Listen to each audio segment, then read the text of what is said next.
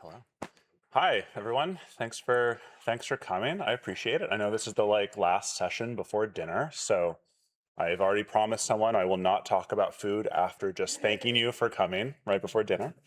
Um, and yeah, so the intertextual materials of a narrative game poem, Bitsy hacks as citational poetics. So my name is Brendan Allen. I'm a PhD student at the Faculty of Information at the University of Toronto.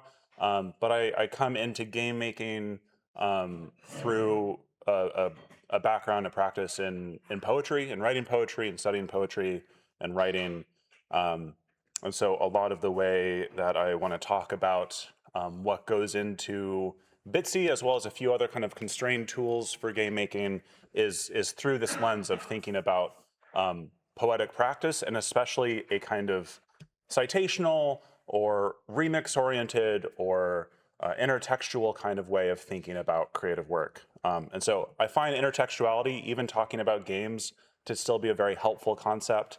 There's this really lovely quote I like to come back to that there are always other words in a word, other texts in a text. The concept of intertextuality requires, therefore, that we understand texts not as self-contained systems, but as differential and historical, as traces and tracings of otherness, since they are shaped by the repetition and transformation of other textual structures. And so, in terms of how much intertextuality you may think, applies to something like a Bitsy game, I think in some ways we might consider a concept like remediation, perhaps also somewhat more accurate in terms of taking work in kind of one form, which is a thing I tend to do a lot, and putting it into another form of media. But I think, and I'll get to this in a little bit, that the textual nature of intertextuality has kind of an interesting way of framing Bitsy work. So a quick overview, my work has been, since I started working with games, very intertextual and very citation and remix oriented, right? So my first game, Entwine, CentaQuest, is all about kind of, on one hand, a sort of domestic adventure game where you navigate a house that's kind of modeled after every house I've ever lived in. But you're also encountering books and other sources of text around that house that you can pull materials from to write a cento or a patchwork poem, right? A poem that's made up of lines from other poems. And so what you do, right, is as you navigate this house, you might find a pile of books, right, here in the living room, which almost all of them are books I just have in my personal library here. And once you open one, you get to pick how to open it to what page. Here I have a book by Patricia Lockwood. And when you open it to a particular page, you come to a small snippet of that page, and you can pick which line you'd like to add to your poem that accrues over time, right? And here I'm not just trying to pull language from these books, but I'm also trying to think about, I'm going to scoot back briefly, how I can also represent the physical and visual nature of these books within a textual form here. So this description I have on the right-hand side, you pick up a slim book of poetry off the floor. The cover is sky blue. A herd of beasts with the faces and arms of Popeye the Sailor Man, but the lower bodies of plump horses stampede across the cover. Sounds pretty fanciful, but this is the book right here. And so I'm thinking about, and I'm curious about how we can sort of incorporate citation, but not as necessarily always a just like parenthetical or a footnote, but how we make the material of the things we're working with present in the ultimate form of the work itself.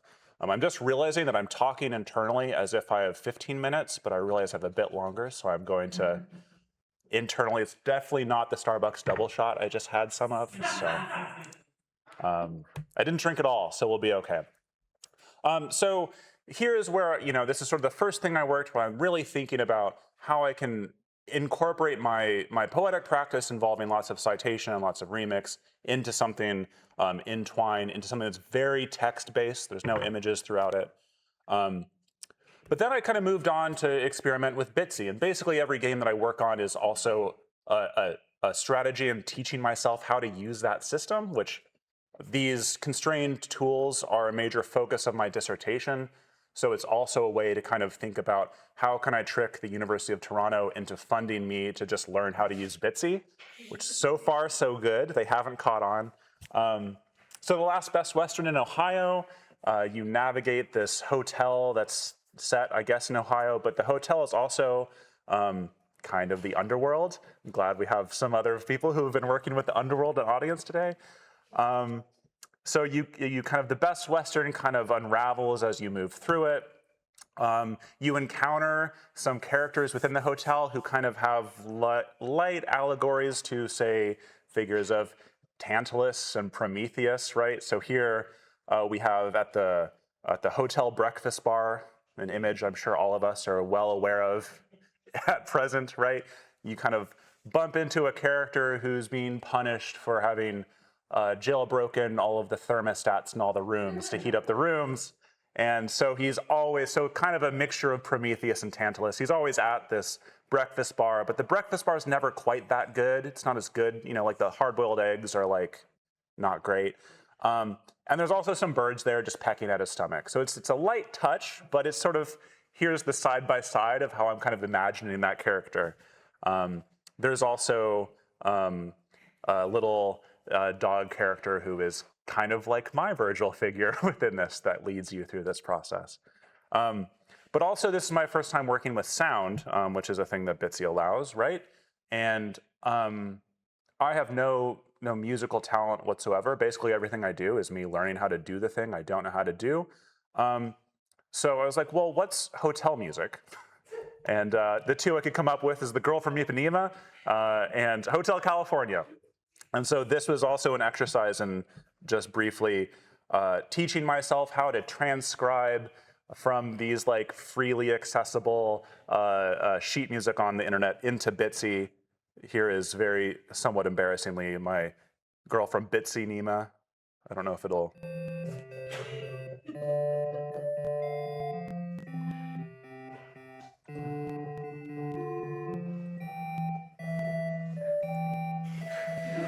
So anyways, here, you know, I was like, I'm actually kind of more interested in this process of taking these songs and figuring out, one, as someone who doesn't really know how to read notes, and two, someone who is learning the Bitsy music editor for the first time, what's it like to kind of repurpose this through these like multiple layers?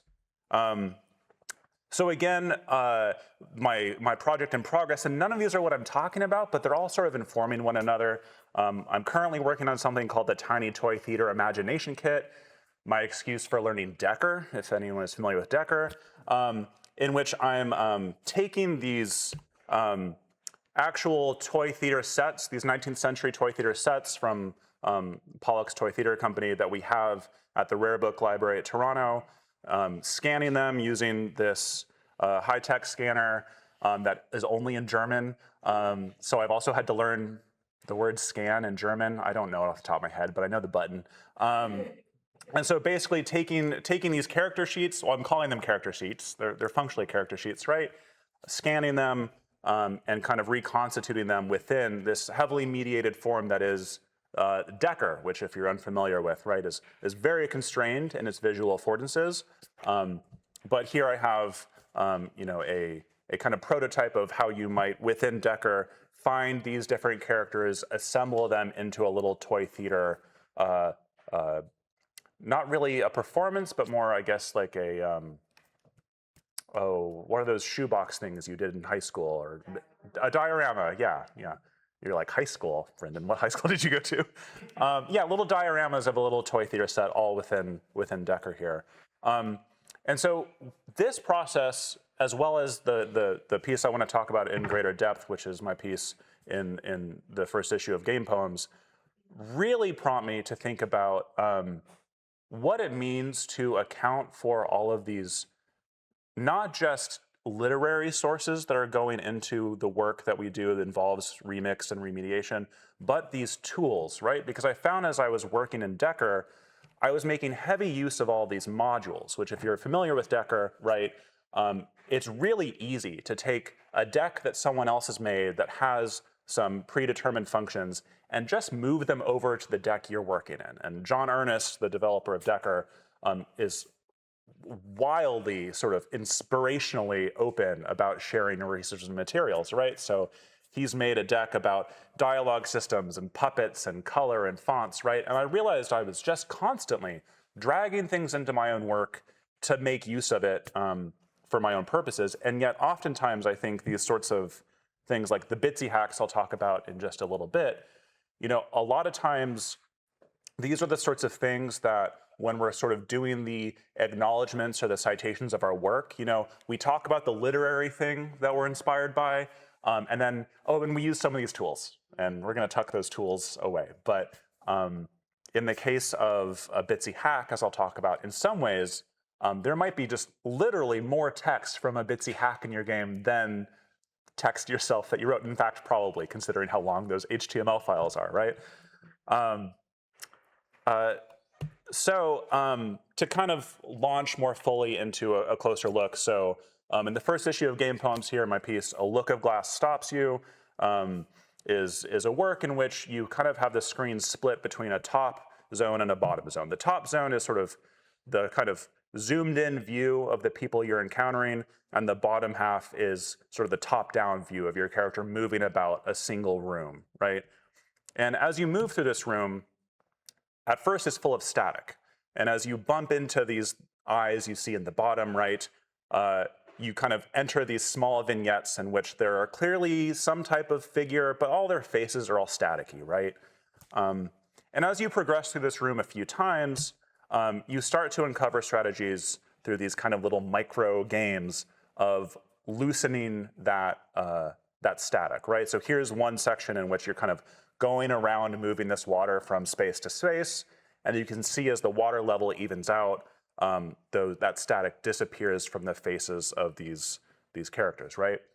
And so my framing for this, right, is I was thinking about some of my favorite two lines of poetry, which are these lines from John Ashbery, that the first of which is the title of the piece, A Look of Glass Stops You, which is very much, in my eyes, this bit that's like really concerned with and anxious about and unpacking what it means to be like seen and recognized by the other, and how much you're seeing and recognizing those others as well. And so it came very natural to me as a poet when I was making this, right? I have the title, A Look of Glass Stops You. And then if you've ever written a kind of citational poem after John Ashbery, right? It's a very frequent practice, right? And so there are just two lines that appear throughout the game at integral moments from this poem. And so this is a common practice, right? Well, I guess real quick, I was also just kind of reflecting on how we even access some poems on the internet, right? So in something I find very hilarious, the most easily accessible place for this poem on the internet is on Rap Genius. As one put drunk into the packet boat. So of course I included like the hottest photo of young Ashbery there for us to take a look at. But also here's my personal copy, and still very sexy Ashbery, but slightly older, right? And so this sort of acknowledgement after the title of a poem, very common practice. We see it a lot, right? So here is Davy Niddle and the Recluse. I could never write from your being enough after Alice Notley. A poem here in the Poetry Society, Oh God, it's wonderful to get out of bed and drink too much wine and think too much and love you so much by HLR. And here we kind of have a double acknowledgement, right? It's for Charlie after Frank O'Hara. And so these sort of citational acknowledgements often do quite complex work. And if you are someone who studies the social nature of poetry, this is sometimes how you stitch together who is in most active conversation with one another, especially in a kind of coterie sense. But a lot of times this kind of acknowledgement and citation happens without any formal text, right? So one of my favorite examples is William Carlos Williams, The Red Wheelbarrow, so much depends upon a red wheelbarrow. And then there's Mary Ruefle's response, which does not acknowledge William Carlos Williams, but I fucking depended on you and you left the fucking wheelbarrow out and it's fucking raining and now the white chickens are fucking filthy. Which she reads it that way. I recommend listening to it.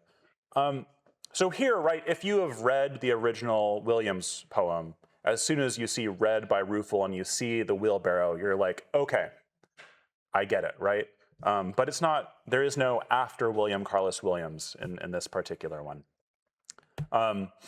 And then it gets, it gets potentially even meta here, right? So many of us have probably read Keats's Ode on a Grecian Urn, and here we have Patricia Lockwood's The Ode on a Grecian Urn. That is, so if Ode on a Grecian Urn is the ekphrastic poem of this, historical art object, here we have Patricia Lockwood's ekphrastic poem about Ode on a Grecian Urn as an ekphrastic poem. So there's this nested quality, right?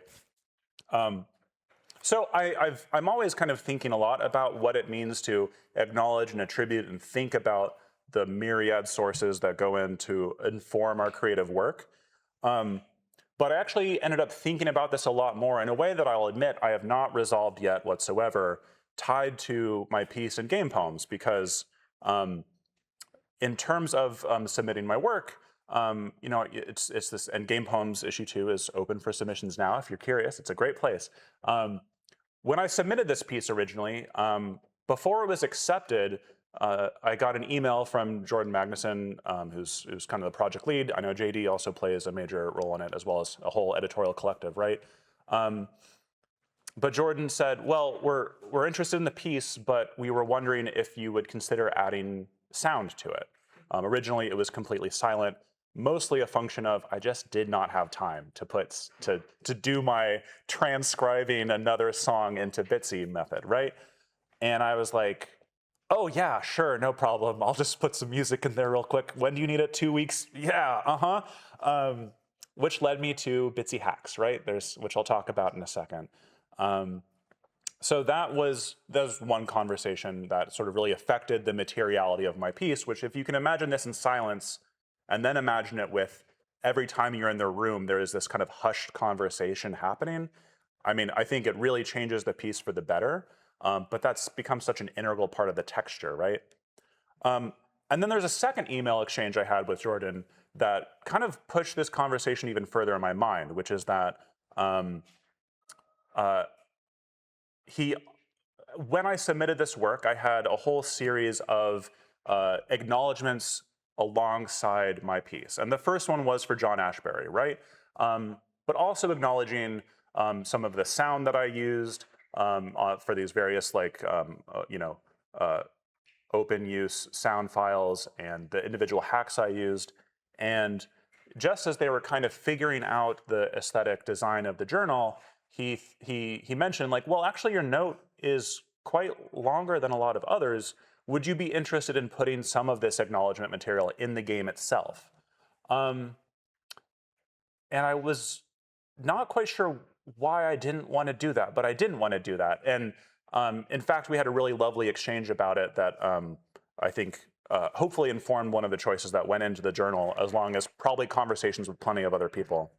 But if you're unfamiliar with the Game Poems journal, on their submission page now, they kind of talk about their ethos for this, right? Which Game Poems publishes small artistic video games that explore and interrogate the converges between video games and various poetic traditions. And then in bold, importantly, these games need not incorporate poetic text or text of any kind.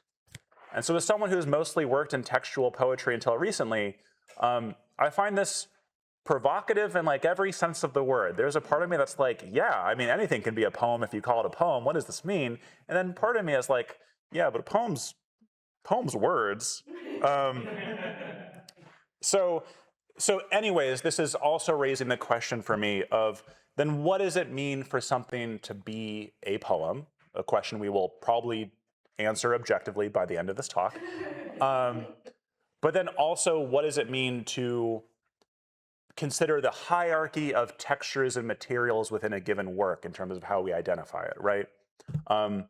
So ultimately, this involves, I think, in some kind of paratextual acknowledgement. And so there's actually, I'm really glad to see that in Game Poems now, they did open up a space for people to add what they're calling para-game acknowledgements, right? So on the left, you see my artist statement, which is my small statement that is, when you're in the Game Poems edition, this is right next to my game. So this is, if you do nothing else but play my game, you see this text on the left, right? Which acknowledges my immense love for John Ashbery's poem, as well as the image that this is pulling from for some of its art, right?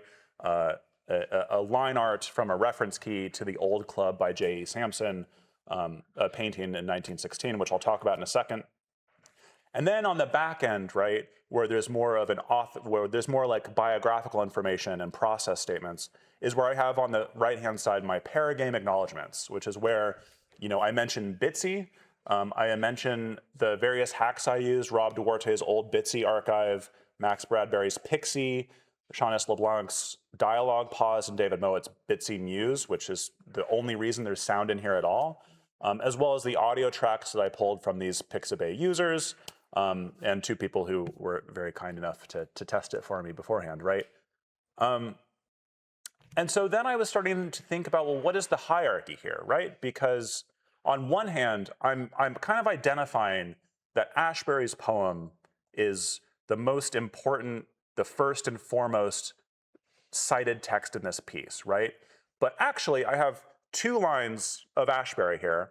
And if you open up the HTML of this Bitsy, in terms of adding 4 hacks to it, I have just pages and pages and pages of additional HTML code formatting this thing from these other authors that absolutely impact the texture of this piece.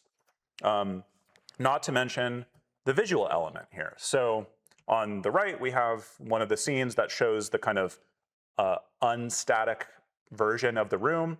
And on the left is just an image I took on a whim at the Arts and Letters Club in Toronto. I was like, oh, that's neat. Photo. Don't think about it for 5 months and like, I'm looking for something for this game. Oh, cool. So this is, a key to a larger painting about the actual figures who are represented in that painting, which means that actually there's an additional layer here, right? Because this is the painting. This is the painting that's hanging up above the key, which you might ask, well, Brendan, did you take a photo of that painting when you saw it? No. I took a photo of the key and then had to track down an image of this painting in a book, right? So you have this enormous oil painting by J.E. Sampson in 1916. Then you have this reference key that I have taken a photo of, which I've then run through Pixie in order to automate getting more easily identified tile art, right? But of course, in order to get Pixie to recognize the important line work of this, I then had to take that key and white out the sort of unessential bits and darken the essential bits, right? And now this like cartoonified version of it was my like just Apple preview way of upping the contrast here. And this is just kind of what it looked like going into Pixie, which generates this image as tiles within a Bitsy game in a way that saves you kind of quite a lot of labor. And honestly, I just would not have done this without that tool. Yeah, and so then also, right, we have, I'm not going to play it right, but here is just one example of several of the sounds that I'm using. Perhaps the most important, right, is Muffled Chatter by Ian M56 from the Free Sound community on Pixabay, which I'm interpreting as it was uploaded to Free Sound and then Pixabay bought Free Sound and then they moved all the files over to Pixabay. And so just the trail of the people and the platforms and the resources that have gone into just having this very simple line art within a Bitsy game is complex and dense and wildly outside of my own independent work, really. My hand is almost kind of the smallest piece of this, you might say. And so here, right, just a quick glance at the Bitsy hacks, right? So many things that become central to Bitsy games are the process of someone else taking a stab at tweaking Adam Ledoux's code within Bitsy to have an additional function, like having more complex music, or having a character that turns whenever you go a certain way, or adding Animal Crossing style conversations, right? But even these hacks, if we think about it, we access because this list here on GitHub has been compiled by Sean S. LeBlanc, right? Or we maybe use this additional tool, Borksy by A. Holland, to automate putting the hack within our Bitsy game, right? And so yet there's even more mediation for this very simple thing that I think goes often, so frequently unacknowledged, right? And so there are 2 Bitsy games, these are 2 of my favorite Bitsy games, which I want to just acknowledge right off the bat. because I'm not trying to say they're doing anything wrong, but I think they're good indicators of how these acknowledgements tend to function, right? So here we have Syringa vulgaris is slowly, which is a small Bitsy version of a haiku by Kobayashi Isa. One of my favorites, it's about a snail slowly climbing Mount Fuji, which of course they're using a translation by Timothy L. Jakowski, right? And so we have here an entry for the Bitsy Haiku Jam featuring one of my favorites by Kobayashi Isa, translation by Timothy L. Jakowski. Background images produced using image to Bitsy, which is the previous version of Pixie. And then various hacks applied by Borksy.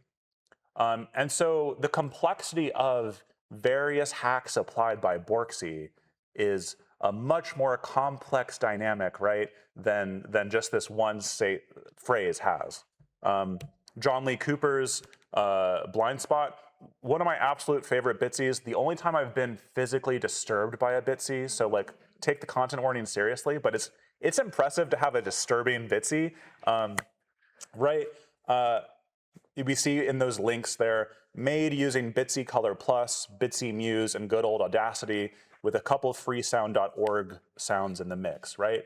And so there, once again, there's some acknowledgement of the individual hacks, but a couple of freesound.org sounds in the mix, well, there are multiple musicians, right, whose work is essential to this. And of course, I recognize, right, when we release our work with certain content licenses, right, it's not required, attribution isn't required, right?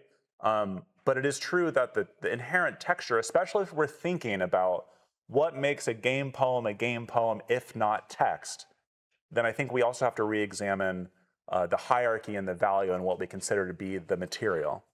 And so what this looks like, the last little bit I want to go through is leaning back onto poetry. There are strategies that a lot of poets have used to work citationally that I think may be quite interesting to think about if you too are interested in this kind of remixed citational Bitsy game poem work, right? So one of my faves, Marianne Moore, in Octopus. Has anyone read this poem before? So, great start. An octopus of ice, deceptively reserved and flat, it lies in grandeur and mass beneath a sea of shifting snow dunes. And so there's young Marianne Moore at Mount Rainier taking some notes, right? And so what you notice when you start to read this poem first is that, well, octopus of ice, who knows what that refers to, right? I'll spoil it in a second. But there's also suddenly these quotation marks that pop up that aren't really acknowledged, right? Which happens in poetry all the time in terms of kind of a multivocal way of representing a poem. But at the end of this book, in Observations from 1924, Moore has notes in which all of these lines, she then shows kind of where this is coming from, right? So this quote that shows up, picking periwinkles, is coming from MC Carey, London Graphic, spider fashion. So just the quote, spider fashion, which really, if you think about it, devoid of context, she's picking that phrase because of its texture, which is really notable, right? And so there's lots of notes here.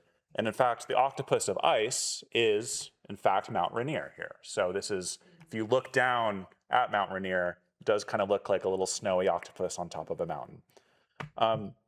So writing about this kind of collage strategy and more, Victoria Bazin writes that Moore suggests the extent to which poetry is composed out of the non-poetic, out of, quote, business documents and school books. Rather than assuming that art is unlike any other form of cultural production, Moore's use of the quoted fragment signals that art is embedded within and emanates from the refuse of modernity. But then there's a paradox here, right? If you're pulling all of this material from all of these different sources, the paradox of the montage method is that the very act of picking and choosing textual extracts to block the impulse to unify and integrate means that you have a poem whose formal method reflects the presence of a lyric speaker engaged in a process of selection. So the more that is picked, the more you start to recognize the picker. You start to recognize the taste of that person. So this kind of collage material, right, has a rich history in poetry. Game poems signals, right, sort of an interest in lyric poetry, and that's Magnuson has mentioned that quite a lot. The journal itself mentions that a lot. But I also think thinking about other poetic traditions, such as documentary poetics, can reveal really interesting ways of thinking about language as material. So Muriel Rukeyser in the Book of the Dead, 1983, who is writing about essentially this health crisis at a mine in West Virginia, in which a number of mine workers come down with silicitis, I believe. And in terms of trying to represent this tragedy in poetry, she's incorporating language of testimony from these workers along with language from the Egyptian Book of the Dead and a few other sources, right, that are stitched together with italics and things to denote different voices. So the citation is present, even if it's not taking over the space. And Mark Nowak, who very much works in Rukeyser's tradition from Shut Up, Shut Down, 2008, does the same kind of thing. Here we have him writing a poem called Capitalization, addressing the kind of effect of Reagan's economics on the airline strikes and the kind of fallout of deindustrialization. And he's combining language from a textbook on grammar and biographies of Ronald Reagan and testimonies of air traffic controllers, right, all combined in a way where we see the bold and we see the italics, where again, it's clear that citation is happening as a texture, right?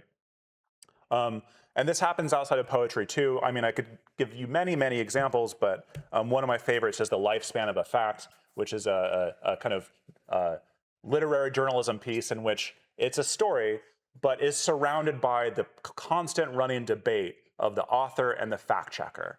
That's what we see in so basically black text is where they agree on something, red text is where they disagree on something. And there are many pages in which the actual story is tiny because they are fighting with each other constantly. And that is really foregrounding the kind of conceptual debate that is the material of this piece.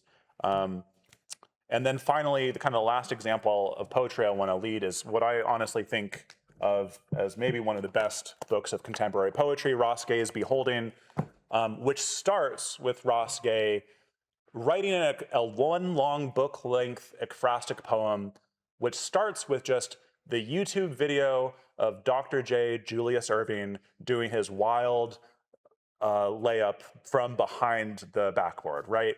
And so we have him here writing, what are we trading in? What are we looking at? My arms now cutting circles in the air, imitating again Doc's arms whirling. And I noticed anew at 3:11 with a timestamp, right? The precision and elegance with which Doc knows. But this piece goes on to really meaningfully meander into what it means politically and historically for Black Americans to be photographed and for their bodies to be put on display, and who is holding those photos and who is beholding those photos, and what that means about intimacy and power.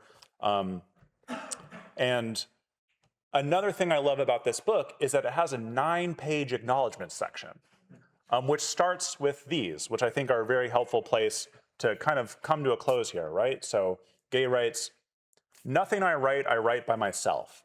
Everything I write, by which I mean everything, I write with and for and from others, which is a way of saying always debt, which is a way of saying always gratitude." And to skip down to the bottom, "This joining is not without a little ambivalence sometimes in the world, destroying horseshit capitalist nightmare fantasy of the individual. Oh shit, I've never made anything by myself. Oh shit, maybe am not a myself. Oh shit, I definitely am not a myself. Oh shit, it's all been given to me.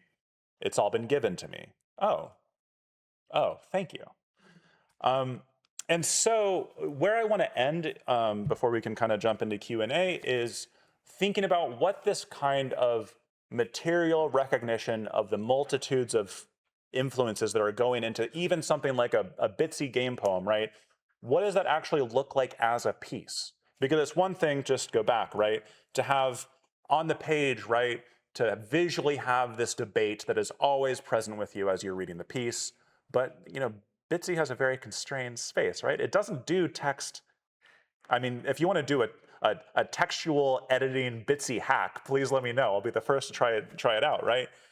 So what's this look like on a Bitsy game that maybe does no text whatsoever, but is still wanting to make manifest its hacks and its other forms of material that are going into its construction? Well, I have two examples here which I think visually make it immediately clear that the hacks are an unavoidable to recognize piece of the material, right? So one is Mentally I Am by A. Holland, which makes sense that they would have a notable hack. So here is the three-dimensional Bitsy hack, right? Rendered to make it look like a first-person navigational game, right? In which, if you have even the passing influence of Bitsy, you see this and you go, there is clearly more happening here under the hood than can just be represented in Bitsy, right? It's wildly impressive. And then the other one, and this is the last one, I like to end with a cat when I can, is in 2020, Janok's cat moment, which this is in Bitsy, right? I'll just let it play out.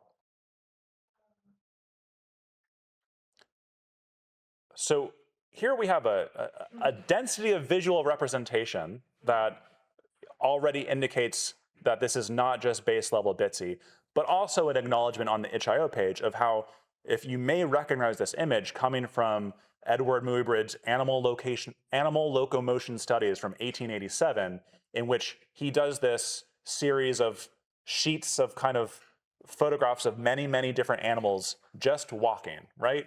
And it's sort of like a really early experiment with the predecessors of like the moving image, right? And so here we have centuries-old moving images represented via Bitsy hacks within a Bitsy game, advancing as you tap the right key. Just like this for me is like, yeah, man, amazing. Yeah, and so that's, I guess, where the last note I want to make is just because I at this point, if I am given a room with a small soapbox to stand on, I can't help but do this. That I think we may have some pause sometimes when we're working with others' material about, well, what does that mean about what I am taking from their work, right? But when we're engaging with citation, when we're engaging with collage, when we're engaging with all these remix forms, right? When we're doing it as humans, we can recognize where we're pulling these things from, right? We can recognize the conversations we're engaging with, and we can communicate that in material and in acknowledgments, right? Now, generative AI is incredibly intertextual. Everything it does is it's only intertextual, essentially, and that is just pulling from all of these materials that it has extracted from and put up in a slurry and gives you this output, right? But try getting it to acknowledge the individual pieces of what it is pulling from to constitute the work that it is giving you, and it will not. So there is, I think, a major distinction here between a productive conversational collage practice, which citation is, I think, an integral part of, and a just purely extractive, slopified collage, right? And I think that working critically with collage is really meaningful to thinking about how art can continue to exist when we're always in remediated conversations with other artists.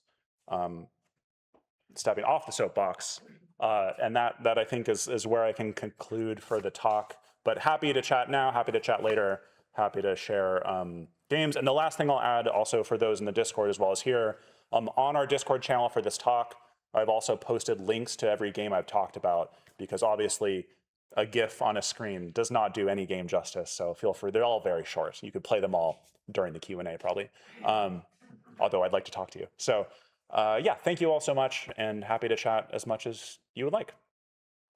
Thank you.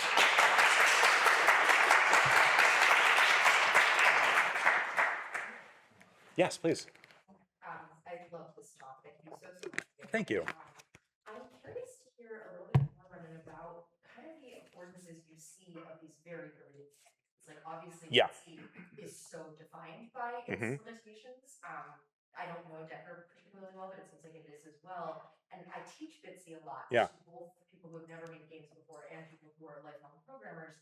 And and something they're all always trying to do is sort of feel at the edges of it, Yeah, right? 100%. They're all trying to make, can I make a character who is 32 by 32 pixels or whatever? Yeah. And I think it has to do some amount of remediating that, but we always end up in conversation about, is it still Bitsy or is it still sort of this? Theseus is Bitsy, yeah. Exactly. So I wonder what you make of that, sort of in the context of all of this, and sort of the texture, as it were, of these tools.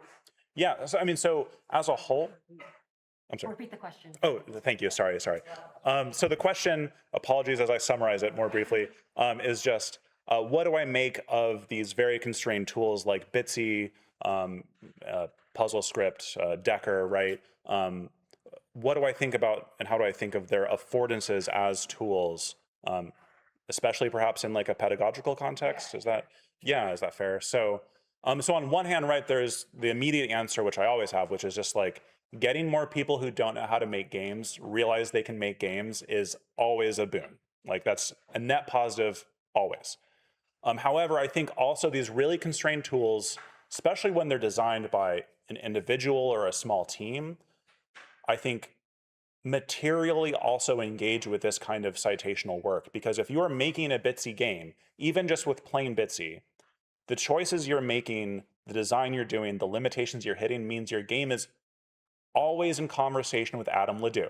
Like Adam Ledoux is your interlocutor when you make a Bitsy game. When you make a Decker deck, John Ernest is like, you could try. I mean, literally, if you go to the Decker forums, John Ernest will literally be like, "Hey, I'm happy to help," and you can talk to him directly. He's so good about that. But just the limitations, the constraints, the shape, the texture of these tools means that your work is always in conversation with someone else. And as we develop more of a sense of the aesthetics of these tools, it then, much like we can benefit for centuries of history with poetry, we recognize when there's a really good sonnet, and we recognize when there's a really good sonnet that breaks the rules of what a sonnet is, we can now start to see, because it's almost 10 years of Bitsy, right? We can see a really good Bitsy game, and we can see a really good Bitsy game that breaks the rules of Bitsy, which leads to further material appreciation. That's one of, I don't know, I could talk forever, so I'd be glad to after this too. Yeah. Yeah, I think the question that you raised about like how to acknowledge these citational moments within the work is so interesting. Because like I think you just like, if you have say like using Book of the Dead, it's like books have handled this, like there's the paratextual component. So you have the end of the book, but they're still in the book. So they're in that sense work. But it's true that in a Bitsy game, and it's not just a Bitsy game, like where you place that in the game, that's a trickier question because it impacts things like the visual direction, but just how the game coheres as a unit of sorts. But then it's interesting, like, okay, but if you put that in like the website, is it really part of the work? And the way you were even showing it, kind of collaging it together. So I just found that challenge like really fascinating and rich. And I guess my question is like, could you say a little more about just how you think about that relationship between the acknowledgement and the work itself? Absolutely. So the question is, how do I think about the more material act of like acknowledging the citations of a work as they fit in because it's a tricky challenge to fit them into the work itself. So the relationship between the textual and the paratextual, or the game and the paragame materials. And so I think that the thing here is that it's worth thinking about. So I think it's worth thinking about certain platforms like itch.io as not just this transparent place in which we receive games, but it functions much like we might consider a literary journal or an anthology or what have you, in that games that are published in this way are not devoid of the context of the platform. And so I think that, there's all kinds of great work that is just thrown on itch, and it's like, okay, good luck figuring this out, but it's kind of wild and provocative. But I think I'd be really interested to see more work on how are we positioning the paratextual, the paragame material on itch as an extension of the work and as an essential component of how that work is being socially produced and socially received. And this is kind of what my dissertation is going to be about, fingers crossed, is how is itch a rhetorical tool? Because I think anyone who's like most forms like in the visual arts, right? There are the museum chats that are right against the painting that are not within the painting, right? So I think this is like a tricky thing that we've been working out for as long as art that has talked about other art has existed. So I don't have a good answer, but aside from that, I think like thinking of these websites and these platforms as socially and aesthetically impactful spaces is kind of the start to that, and how we can use a game description on itch to do aesthetic and rhetorical work and political work even. We're all of us are looking at Manifesto Jam, right? So I mean, yeah. One more question from Yes. the chat. Sure. You just read it, I guess. Yeah, so there's a question from DH in the chat. Other notable feelings that Bitsy games elicited from you beside revulsion by Blind Spot and the enthusiasm over cat moment? Excellent, great question. So, and I want to be clear, when I talk about the revulsion from Blind Spot, that is a good thing. That is that's positive revulsion. It's impressive revulsion. In case John Lee Cooper happens to be tuning in, I love how repulsed I was. Please remember that. But other emotional encounters, I mean, so wonder and awe is a big one. I think of the first time I played Novena by Cecile Richard, if we're familiar with that, was the first time I encountered someone using the full screen of Bitsy for a singular image. There are these moments where you come across these large, godlike, statuesque things, right? And that was just, as someone who was just piddling around with Bitsy for the first time, that was gobsmacking. It really felt like entering a temple and being like, oh, what, humans have made this? So awe, and then I think also, when I play a really good Bitsy game, I have the same feeling I have when I read a piece of literature or watch a film that is really an exacting success of the craft, which is that, well, now I really want to make a Bitsy game. Like I really, the first time I played Undertale, I was like, man, I kind of want to make Undertale. Or, the first time you watch names of films are escaping me, right? But I mean, the first time I read Beholding by Ross Gay, I was like, man, I'd love to write that now. So I think that encouragement for conversation is also a major thing in Bitsy, because it's so small, you can have that experience really quickly. Okay, Yeah. that's it. Great. Okay. Well, thank you all so much. I really appreciate it. I'm happy to chat more. Thank you.